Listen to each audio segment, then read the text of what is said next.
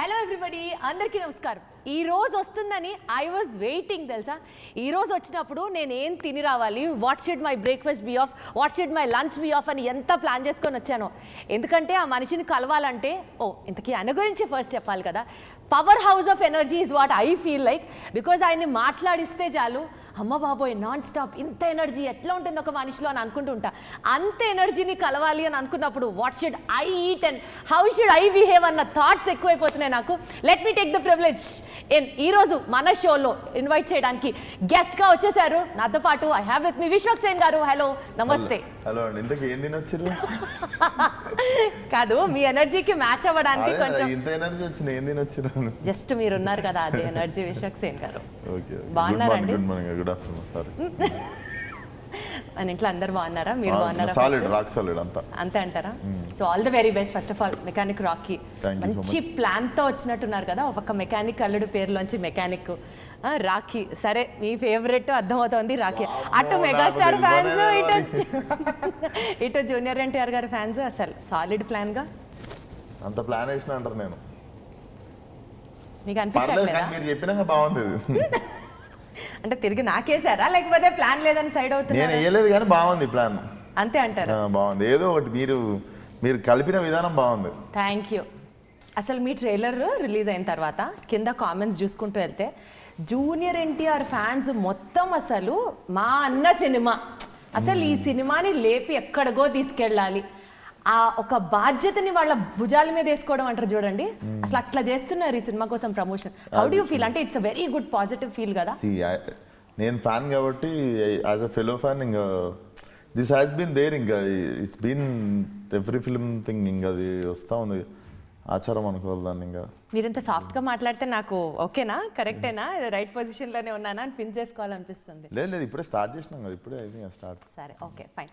ఈ సినిమా గురించి trailer release అయిన తర్వాత చూసినప్పుడు జనరల్గా విశ్వక్ సేన్ ఫిల్మ్ అంటే ఏదో ఒక మసాలా ఎలిమెంట్ పీక్ స్థాయిలో ఉంటుందని మెంటల్గా మేము ప్రిపేర్ అయిపోతాం. ఈ ట్రైలర్ చూసిన తర్వాత ఏదన్నా మిస్ అయిందా, ఆర్ ఏదన్నా దాస్తున్నారా, దీని వెనకాల కూడా ఒక స్ట్రాటజీ ఉందా అన్న డౌట్ నాకు వచ్చింది. మూడింటికి మూడు ఉన్నాయి, ఇంకో 4-5 ఉన్నాయి. ఎట్లాంటి ఏంటది? నేను ఫస్ట్ ఆఫ్ ఆల్ చాలా జోక్ సెన్సిటివ్ కాబట్టి నేను అట్లా నవ్వుతూ ఉంటాను, మీరు చెప్పండి. దాచాము, స్ట్రాటజీ ఉంది. ఇంకోటి ఏమన్నారు, మసాలా ఏమైనా తక్కువైంది అంటారా? మసాలా ఏం తక్కువ కాదు. ఇది ఇది ఇది ఇంకో మసాలా. ఇది అంటే లెబనీస్ తిన్నప్పుడు దాంట్లో గరం మసాలా తక్కువ ఉంటుంది, ఇటాలియన్ తిన్నప్పుడు దాంట్లో గ్రీన్ చిల్లీ ఉండదు అసలు. అట్లా ఇది ఇంకో మసాలా అన్నట్టు. మసాలానే కానీ ఇది ఇంకో మసాలా, ఇది ఇంకొక మసాలా. ఇది Vishwak sense own masala formula లాగా. అన్ని మన ఓన్ మసాలాసే, అన్ని ఓన్ రెసిపీసే. ఇది కొత్త రెసిపీ, మెట్రో మాస్ అని పెట్టినాం దీనికి పేరు. ఏంటది మెట్రో మాస్ అంటే? అదే ఇప్పుడు కొత్త పదం అసలు యాక్చువల్లీ కాయిన్ చేసేసారు. ఊర్లో జరిగితే రూరల్ మాస్ అంటారు కదా, సో సిటీలో జరిగితే మెట్రో మాస్ అన్నట్టు. సూపర్ అసలు. ఓకే, సో మొత్తానికి metro mass happens in Malakpet. So ఒక సినిమా మీరు ఓకే చేసినప్పుడు, ఒక కథని ఓకే చేసినప్పుడు ఫ్యూ ఎలిమెంట్స్ ఉంటాయి. అంటే ఒక్కొక్క ఇండివిజువల్కి, ఒక్కొక్క క్యారెక్టర్కి అదొక ట్రేట్ లాగా you can take it for granted. అలా విశ్వక్ సేన్ ట్రేట్ ఈ మూవీ యాక్సెప్ట్ చేయడానికి ఏం ఎలిమెంట్స్ ఉన్నాయి అంటే ఏం చెప్తారు? నేను పుట్టి పెరిగిన area Malakpet. Okay, so Rocky is from Malakpet అనగానే అక్కడ కనెక్ట్ అయిన ఉండే. అండ్ లేటర్ ఆన్ మలక్పేట్లో స్టోరీ అన్న వెంటనే విశ్వక్ సేన్ కనెక్ట్ అయిపోయాడా? మరి అట్లా అంటే అన్ని అది అది అది ఫస్ట్ చెప్పు ఇంకేంటి అని చెప్పి చైర్ కొంచెం దగ్గర లాక్కోవడానికి వెళ్ళిపోయింది. అది అటెన్షన్ పే చేసిన తర్వాత డైరెక్టర్ చెప్పిన కథ కావచ్చు, నేను ఎక్స్పెక్ట్ చేసినప్పుడు ఏం జరగలేదు కథలో. ఫస్ట్ ఆఫ్ ఆల్ మనకు తెలియవద్దు, మనకి అన్ప్రిడిక్టబుల్ ఉండాలి కథ. ఇంకొకటి, నేను నో చెప్పడానికి ఏంటుంటా కథలు చాలాసార్లు చెప్పాను ఇంటర్వ్యూలో. ఎవ్రీ స్టోరీ నేను నో చెప్దామనే నరేషన్ వింటా. సో ఆ మెంటాలిటీతో ఉన్నప్పుడు కూడా మనం ఎస్ చెప్పినాము అంటే, ఆ మెంటాలిటీతో ఉన్నప్పుడు కూడా నచ్చింది అంటే దట్ ఫిల్మ్ ఇస్ స్పెషల్. అచ్చా, సో నో అన్న మైండ్ సెట్లో కూర్చొని మీరు కన్విన్స్ అయ్యి ఒప్పుకుంటే ఇంకా సినిమా చేస్తాం, తిరుగులేదు అన్నట్టు. ఆ మెంటాలిటీలో ఉన్న మీరు ఈ cinema mechanic Rocky producer Ram గారు ఏ నమ్మకంతో ఇది నేను చేస్తే విశ్వక్తోనే చేయాలి, మల్టిపుల్ టైమ్స్ మీకు కథ వినిపించి మిమ్మల్ని కన్విన్స్ చేయడానికి, అంటే what made him? Multiple times ఏం లేదు, నేను ఒకసారి విన్నా అప్పుడే చేస్తున్నా అని చెప్పేసా. చాలా సార్లు మీతో స్టోరీ డిస్కషన్స్ లో చాలా కథలు విన్నాం మేము. అచ్చా కలిసి విన్నారు లేదు, రామ్ గారి దగ్గర నేను చాలా కథలు విన్నా. అచ్చా ఇంతకుముందు 2-3 కథలు వినడం జరిగింది. నేను ఓకే చేసింది ఈ కథ. అచ్చా ఎందుకండి ఆయన మీతోనే చెయ్యాలి అన్న మీ మీద ఒక కాన్ఫిడెన్స్ కావచ్చు, మీతో జెల్ అయ్యే విధానం కావచ్చు, why is it so particular about you? నాతోనే కాదు, రవితేజ గారితో చేశారు సినిమాలైనా. ఆయన ఒకసారి చెప్పడం కూడా విన్నా నేను, విశ్వక్తో ఎట్లయినా సరే వీ హ్యావ్ టు డూ. అంటే ఆయనకు చేయాలని ఉండే, నాతో కూడా ఒక సినిమా అందరు హీరోలతో చేసినట్టు నాతో కూడా ఒక సినిమా చేయాలని ఉండే. విల్ పవర్ గట్టిగా ఉండి ఈ పుష్ మీ 3rd స్టోరీ 3వ కథ ఓకే చేసినుండే. అదే ఇంకేమైనా చెప్తున్నారేమో అని వెయిట్ చేస్తున్నాను నేను. లేదు అదే. ఓకే, సో ఈ సినిమా చేసినప్పుడు ఏ పర్టిక్యులర్ పాయింట్ ఇది జనాల్లోకి భయంకరంగా వెళ్తుంది అని ఒక గట్ ఫీల్ వస్తుంది చూసారా?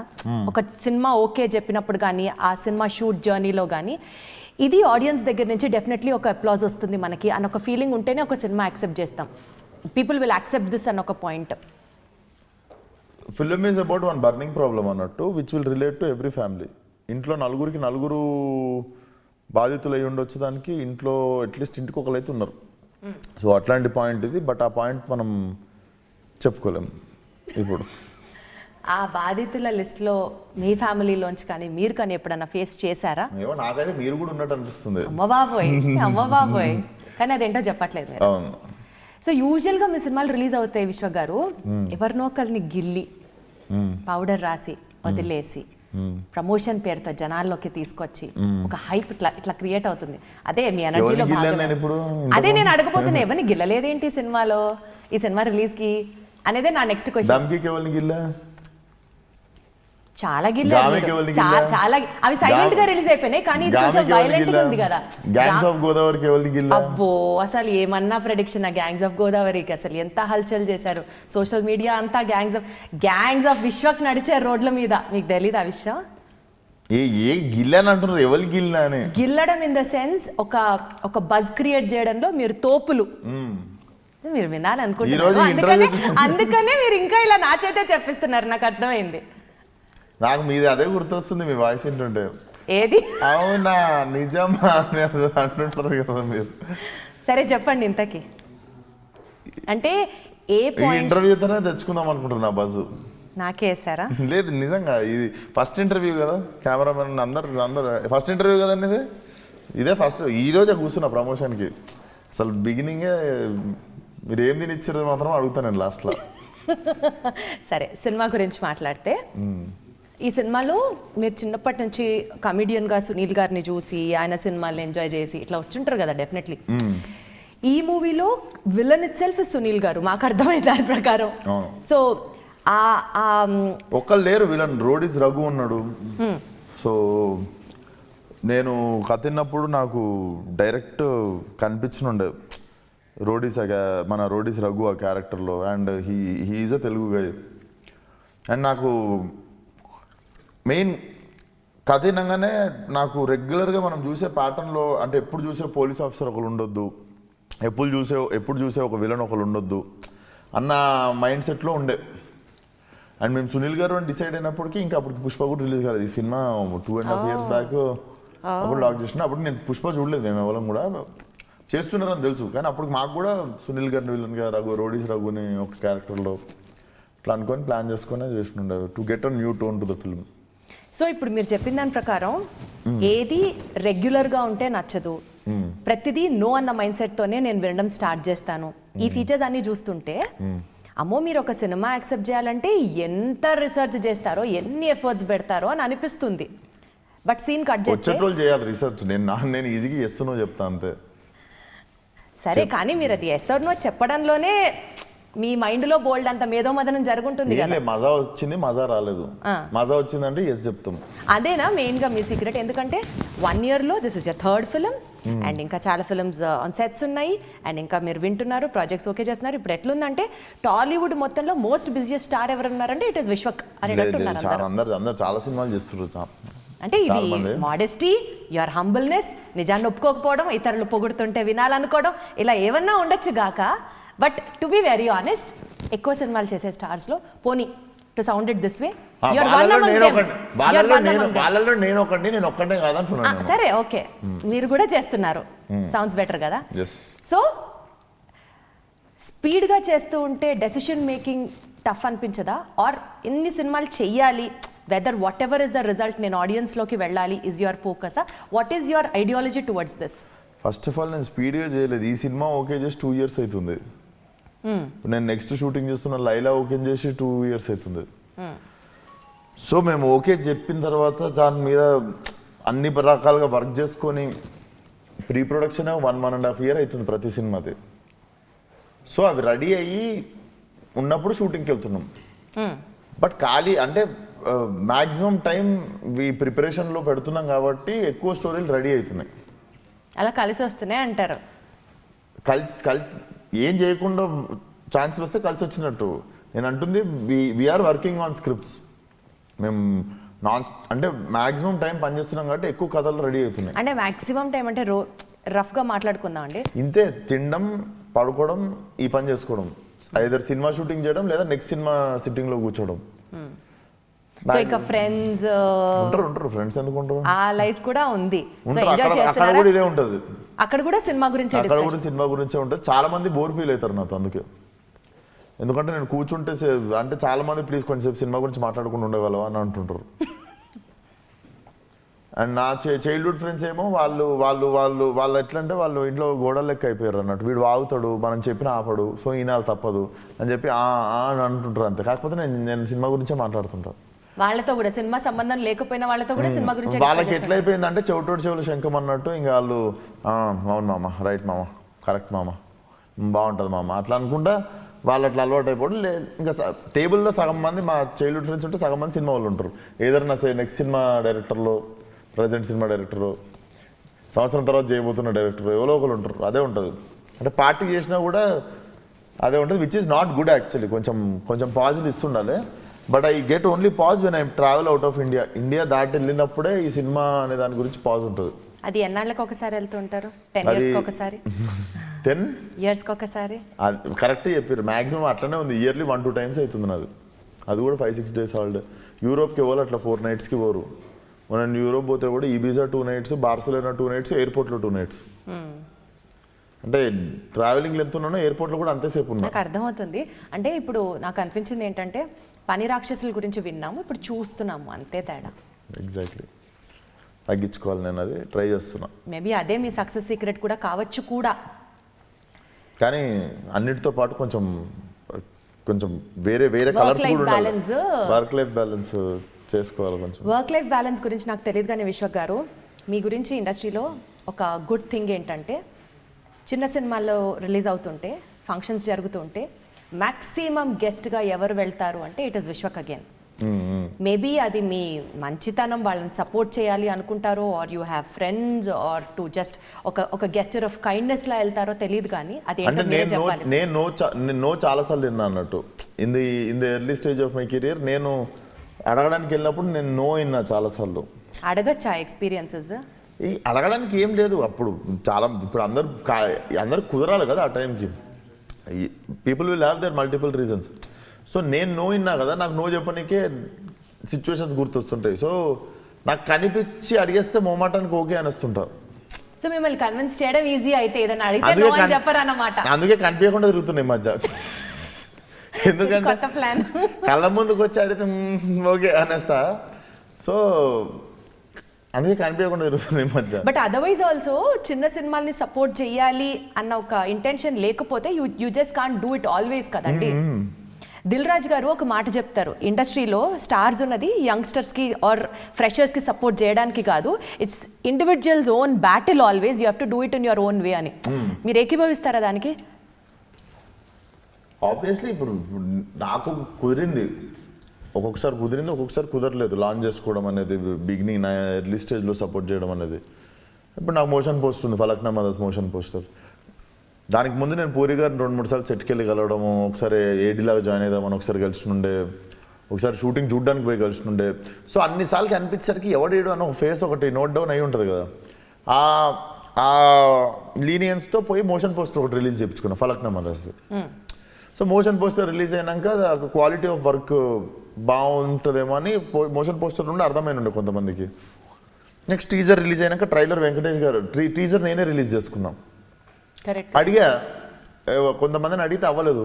నేనే ప్రసాద్స్లో వెళ్ళిపోయి నేనే రిలీజ్ చేసేసుకున్నా teaser. Nobody came to support me or anything. But నేను టీజర్ చూసుకొని నేను హ్యాపీగా పోయి నేనే I was very confident release చేసేసుకున్నా. Nobody came for that event. Or నేను కూడా ఎక్కువ మందిని అడగలేదు, ఎందుకంటే టీజర్ అదిరిపోయింది, నమ్మకం ఎక్కువ ఉండి I think this will do magic అనిపించింది. ఆ టీజర్ రిలీజ్ చేసేసిన తర్వాత మళ్ళీ ఓన్ రిలీజ్కి మేము ఎస్పీతో టైఅప్ అయ్యి సురేష్ బాబు సార్తో టైఅప్ అవ్వడము, తర్వాత వెంకటేష్ గారు అడగంగానే నో చెప్పకుండా వచ్చి ట్రైలర్కి సపోర్ట్ చేయడం. So initially your work should speak. And నీ వర్క్ బాగుంటే నీ వర్క్ని సపోర్ట్ చేయడానికి ఆటోమేటిక్గా వస్తూ ఉంటుంది సపోర్ట్. బట్ ఇనీషియల్లీ నువ్వెవరో తెలియకుండా ప్రతి ఒక్కరు వచ్చేసి నేను సపోర్ట్ చేయాలి అని ఎక్స్పెక్ట్ చేయడం కూడా కరెక్ట్ కాదు. కరెక్ట్. సో నీది సగం ఉండాలి, అది కనిపిస్తుంటే వచ్చేటోళ్ళు వస్తుంటారు. ఇప్పుడు రవికిరణ్ కోలా ఉన్నాడు, అప్పుడు రాజావారి రాణి గారి సినిమా తీసినప్పుడు మేము అందరం కలిసి సురేష్ సార్ చూస్తున్నప్పుడు మేము కూడా వెళ్ళి చూసాం ప్రివ్యూ థియేటర్లో. అప్పుడు తీసుకోలేదు సురేష్ బాబు సార్ రిలీజ్కి. సో అది చూసినప్పుడు నేను తరుణ్ మేము అందరం కూడా చూడడానికి వెళ్ళినాం. చూడంగానే సినిమా నచ్చేసి ప్రీ రిలీజ్ కూడా అందరం వెళ్ళిపోయినాం అప్పుడు. సో వాళ్ళు కూడా ఎక్స్పెక్ట్ చేయలేదు మాకు వీళ్ళు వచ్చి చేయాలి వాళ్ళు వచ్చి చేయాలని. So initially your work should speak. No see where Ravikiran Kolla is. So బేసికల్గా మీరు ఇలా చెప్తుంటే ఎలా అనిపిస్తుంది అంటే, చాలా చిన్న ఏజ్లో చాలా లైఫ్ చూసేసి ఒక వేదాంతం, ఒక philosophy in your words is been reflected. Because expect చేయకూడదు, మన వర్క్ మాట్లాడాలి, మనం చేయాల్సింది మనం చేయాలి. అంటే ఒక ప్లాన్ లేదంటున్నా ఎవరి కెరియర్కి, ఒక్కొక్కరికి ఒక్కొక్కలా కుదురుద్ది. బేసికల్గా మీరు స్పిరిచువల్లా, మీరు ఫిలాసాఫికల్లా, మీరు డివోషనల్లా? ఫిలాసాఫికల్ అదేం కాదు, ఎవరన్నా ఫిలాసఫీ చెప్తే వింటా, నేనే చెప్పా ఫిలాసఫీ. మీరు చెప్పారు ఇప్పుడు మీ మాటల్లో అదే రిఫ్లెక్ట్. ఫిలాసఫీ చెప్పాలి, నేను చెప్పింది నా ఎక్స్పీరియన్స్ చెప్పా. జీవిత సత్యాలనే ఫిలాసఫీ అన్న పేరుతో నేను నా జీవితంలో జరిగింది చెప్పా, సత్యాలు అసత్యాలు నాకు తెలీదు. బట్ యా స్పిరిచువల్ అంటే I believe in energy. You believe in energy అంటే మీరు మేనిఫెస్టేషన్ నమ్ముతారు. ఇది ఇది ఇది ఇది గట్టిగా అనుకుంటే జరుగుతుంది. నీకు తెలుసా మేనిఫెస్టేషన్ అన్న పదం నోటితో ఎక్కువ మాట్లాడితే జరగవని? ఓయమ్మా, నాకు తెలియదు ఈ విషయం. How come? అది తెలిసిపోయింది అనుకోండి, నేచర్ మీకు సర్ప్రైజ్ చేయడం అయిపోతుంది. సో మేనిఫెస్టేషన్ గురించి తెలిసినా తెలియనట్టు దాని గురించి ఎక్కువ మాట్లాడొద్దు. ఎక్కువ మాట్లాడితే వీడికి మనం అంటే వాల్యూ లేకుండా పోయిందని చెప్పి జరగదు అది. ఇది ఒక కొత్త పాయింట్. అంటే మీరు నమ్ముతారు, మీకు తెలుసు, దాని గురించి మనం మాట్లాడేం నాకేం తెలియదు. నాకు నాన్ స్టాప్ నేను నవ్వుతూనే ఉన్నాను విశ్వక్ గారు మీ ఇంటర్వ్యూతో. సరే, okay, fine. But otherwise also cinema ఇండస్ట్రీలో పెద్ద డైరెక్టర్లు, పెద్ద నిర్మాతలు వీళ్ళందరూ విశ్వక్ మావాడు అనుకుంటారు. చిన్న నిర్మాతలు విశ్వక్ అసలు మా సైడే అని అనుకుంటారు. It's a very good feel తెలుసా, ఇద్దరిని బ్యాలెన్స్ చేయడం. వర్క్ లైఫ్ బ్యాలెన్స్ గురించి తెలియదు, కానీ ఇందాక నేను అన్నట్లు సినిమా ఇండస్ట్రీని మీరు చాలా చక్కగా హ్యాండిల్ చేస్తూ మేనేజ్ చేస్తున్నారు. మేబీ అది ఒక వెన్నతో పెట్టిన విద్యలాగా మీరు దాన్ని హ్యాండిల్ చేయడం అనేది. నేను ఏం చేస్తా తెలుసా, ఏం చేయను. బేసిక్గా నేను ఏం చేయను, అదే అదే అదే అనుకుంటా అందరు చేయాలి. ఏదో చేద్దామని పోయి మనం మనలాగా ఉండకపోవడం వల్ల ఈడు అది కాదు ఈడు ఇంకేదో అని వేరే వాడికి కనమని వస్తే అటు దూరం పెడతాడు మనల్ని. ఏం చెయ్యరేంటి, ఎక్కడ చూసినా మీరే కనిపిస్తున్నారు. అంటే నేను అనేది మనం అబ్బో ఇప్పుడు వీళ్ళతో పరిచయం ఉంచుకోవాలి, ఇప్పుడు వీళ్ళతో సభాష్ అనిపించుకోవాలి, అది ఉండదు ఎప్పుడు ఆ ప్లాన్ మైండ్లో. అవి ఉంటే కనిపించేస్తుంది కదా, అది కనిపించినప్పుడు వీడి మైండ్లో ఏదో ఉండే వస్తుంది మన దగ్గరికి అనుకుని ఎవరు రానివ్వరు. ఫస్ట్ మన పని మనం చేసుకుందాం, మన పని కరెక్ట్ ఉంటే అందరూ మెల్లమెల్ల మనోడు అనుకుంటారు. సో నాకు 2 టేక్అవే పాయింట్స్ మీ ఇంటర్వ్యూ తర్వాత చెప్తాను, నేను లాస్ట్లో కంక్లూజన్లో చెప్తాను. Sir, coming to mechanic Rocky, ఏం రిపేర్ చేస్తున్నారు ఈ సినిమాలో? అంటే లవ్ ఇంజన్ సెట్ చేస్తున్నారా, ఫ్యామిలీ ఇంజన్ సెట్ చేస్తున్నారా, సొసైటీ ఇంజన్ సెట్ చేస్తున్నారా? కొంచెం సొసైటీ టచ్ ఉంటుంది అట్లా అని చెప్పి పెద్ద పెద్ద మెసేజ్ ఏమి ఇవ్వదలుచుకోలేదు, కానీ definitely burning problem in society. అదేలేండి, రాఖీ సినిమా లాగా సొసైటీని సంబంధించిన ఒక అంశాన్ని మీరు కూడా టచ్ చేస్తున్నారు, అర్థమైంది. Got it. బట్ అది కట్టుకునే రాకీ అదేలేండి, సమాజంలో ఇన్ఫర్మేషన్ గురించి అడుగుతున్నా. యా, అది అండ్ మెకానిక్ వాడు నిజంగానే మెకానిక్, డ్రైవింగ్ స్కూల్లో డ్రైవింగ్ టీచర్ వాడు.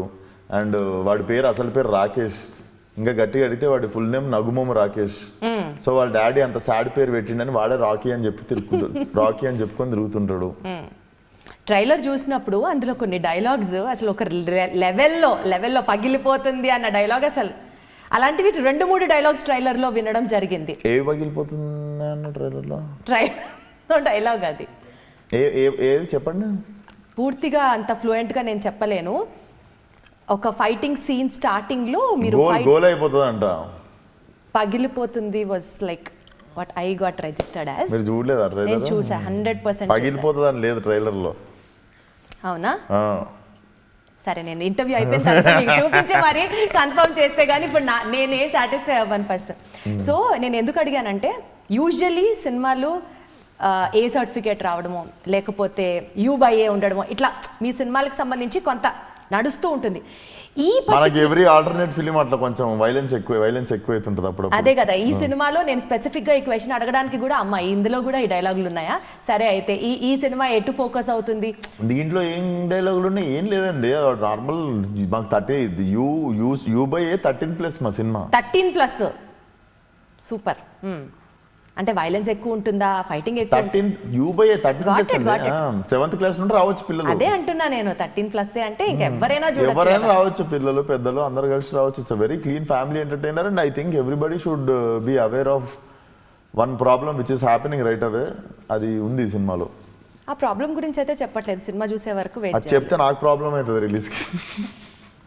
సరే, ఈ పర్టికులర్ సినిమా ట్రైలర్ 1.0 చూసాం. 2.0లో ఇంకాస్త చిల్లీనెస్ అనాలా లేకపోతే ఇంకాస్త సోషల్ రెస్పాన్సిబిలిటీ అనాలా? కొంచెం ఇప్పుడు వస్తుంది చూడరు, అదిగో ఇట్లా ఇంకొంచెం గరం ఉంటుంది. అది కూడా మీ ఓన్ రెసిపీ స్టైలేనా? ఏది లేదండి, డైరెక్టర్ రవితేజ అనేటైనా బ్రహ్మాండమైన కథ చెప్తే నేను నటుడిగా వెళ్ళి నటించి వచ్చిన ఓ బ్రహ్మాండమైన సినిమా. మొత్తానికి ఆ బ్రహ్మాండం బద్దలైపోవాలి అని అంటే we have to wait until November 22nd. అంతే. సో బేసికల్గా తెలుగు సినిమా అండి, స్టాండర్డ్స్ ఆఫ్ తెలుగు సినిమా have really grown up very high. Oscars range దాకా వెళ్ళింది. Pan India films, Telugu films కూడా చాలా చేస్తున్నారు. సో మీకు ఆ ప్లాన్స్ ఉన్నాయా? Or when have to we expect Vishwak Sen's pan India film అనేది త్వరలో వినబోతున్నామా?